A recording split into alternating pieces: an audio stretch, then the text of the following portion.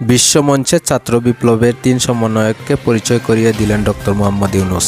বিশ্বমঞ্চে বাংলাদেশের ছাত্র বিপ্লবের ৩ সমন্বয়ককে পরিচয় করিয়ে দিয়েছেন প্রধান উপদেষ্টা অধ্যাপক ডক্টর মোহাম্মদ ইউনূস। মঙ্গলবার নিউ ইয়র্কে ক্লিন্টন গ্লোবাল ইনিশিয়েটিভ লিডারশন স্টেজ অনুষ্ঠানে বক্তব্যের শেষ দিকে প্রধান উপদেষ্টার বিশেষ সহকারী মাহফুজ সহ 2 সহকারী প্রেস সচিব সুস্মিতা তিথি এবং নাঈম আলীকে ডেকে এনে পরিচয় করিয়ে দেন। এ সময় ডক্টর ইউনূস বাংলাদেশের ছাত্র আন্দোলনের নানা বিষয় নিয়ে কথা বলেন।